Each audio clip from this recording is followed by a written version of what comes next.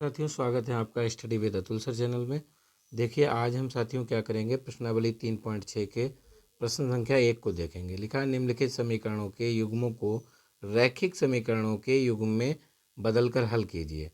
देखिए साथियों, इसका मैंने पहला पार्ट, दूसरा पार्ट और उसके बाद में ये थर्ड पार्ट, फोर्थ पार्ट और फिफ्थ पार्ट, सिक्स पार्ट ये मैंने करा दिए हैं साथियों।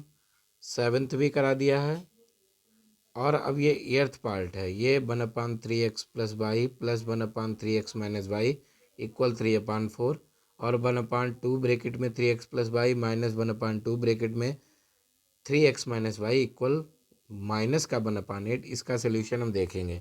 अगर आपको ऊपर वाले क्वेश्चंस का सोल्यूशन देखना है साथियों, तो आप study with Atul sir channel की प्लेलिस्ट में जाएं और वहाँ पर आपको सभी वीडियो जो हैं क्रमबद्ध तरीके से मिल जाएंगे। आइए साथियों, हम इसका सोल्यूशन देखते हैं।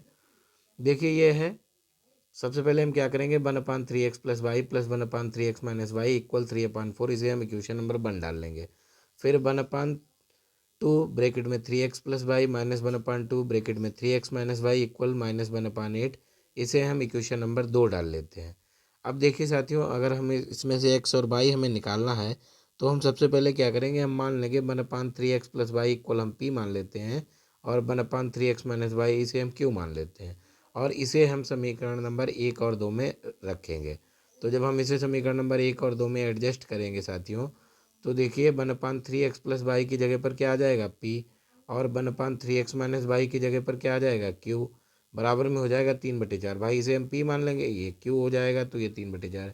यही हमने लिख दिया है, p प्लस q इक्वल 3/4। ये समीकरण नंबर हमने 3 डाल लिया। दूसरे में ये हमारा साथियों हो जाएगा 1/2 multiply p minus 1/2 multiply Q equal -1/8। इसे हमने समीकरण नंबर 4 डाल लिया साथियों।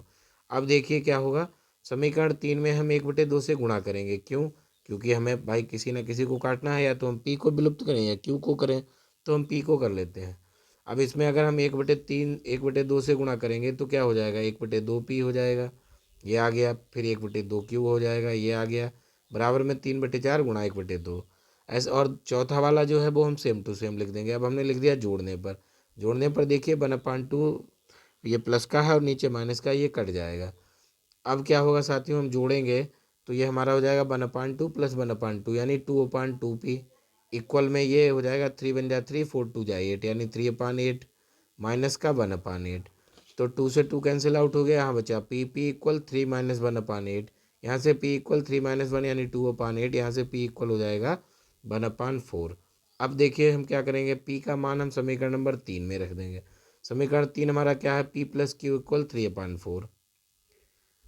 अब यहाँ p की वैल्यू हमने रख दी 1/4 प्लस q इक्वल 3/4। यहाँ से q इक्वल हो जाएगा 3/4 और ये इधर आएगा तो माइनस का 1/4 हो जाएगा। अब क्या होगा देखिए साथियों, अब यहाँ से हम q की वैल्यू फाइंड आउट करेंगे तो q इक्वल हो जाएगा हमारा 3 माइनस 1/4 यानी 2/4। 2 बन जाए 2, 2 2 जा 4 यानी q की वैल्यू हमारी आ गई 1/2। अब देखिए साथियों, हमें p और q की वैल्यू नहीं निकालनी थी, हमें x और y की वैल्यू निकालनी थी, लेकिन हमने अपनी सुविधा के अनुसार उसे p और q मान रखा था। तो हम ये मान वापस उन्हीं में रखेंगे जिससे कि हम x और y का मान प्राप्त कर सकें। तो देखिए हमने क्या मान रखा था, हमने मान रखा था 1/3x plus Y equal P और 1/3x minus Y equal Q. यहाँ पर हम p की वैल्यू रख देंगे, यहाँ पर हम q की वैल्यू रख देंगे। तो हमारा ये हो जाएगा 1/3x प्लस वाई इक्वल 1/4। इसकी हम क्रॉस मल्टीप्लाई करेंगे तो ये हो जाएगा 3x प्लस वाई इक्वल 4। इसे हमने डाल लिया समीकरण नंबर 5 और इधर हम क्रॉस मल्टीप्लाई करेंगे तो 3x माइनस वाई इक्वल 2 समीकरण नंबर 6। अब देखिए साथियों, हम 5 और 6 को हल करते हैं। जब हम समीकरण नंबर 5 और 6 को हल करेंगे तो हम कैसे हल करेंगे, हम देख रहे हैं यहाँ पर प्लस की वाई है और यहाँ पर माइनस की वाई है, तो हम सीधे लिखेंगे समीकरण 5 और समीकरण 6 को जोड़ने पर। तो ये हो जाएगा 3x प्लस वाई इक्वल 4 और 3x माइनस वाई इक्वल 2। हम जोड़ेंगे तो ये कट जाएगा, 3 और 3 6x इक्वल 4 2 6। यहाँ से x इक्वल 6/6 यानी x बराबर 1। x का मान समीकरण नंबर 5 में रखने पर, अब समीकरण नंबर 5 देखिए क्या है, यह 3x प्लस वाई इक्वल 4। तो ये हो गया 3x की वैल्यू हमने कितनी रख दी, x की वैल्यू हमने 1 रख दी। तो ये हो जाएगा 3 गुणा 1 प्लस वाई बराबर 4। यहाँ से वाई बराबर 4 माइनस 3, तो यहाँ से वाई बराबर आ गया 1, x बराबर आ गया 1। तो यही साथियों हमारे इस क्वेश्चन के क्या है सोल्यूशन है। दोस्तों मेरे चैनल को आप लोग अधिक से अधिक लाइक करें, सब्सक्राइब करें और अपने दोस्तों के साथ शेयर करें। मैं आपको ऐसे ही आगे 10th क्लास का NCERT का मैथ्स जो है उसका सोल्यूशन प्रोवाइड कराता रहूँगा। Thank you.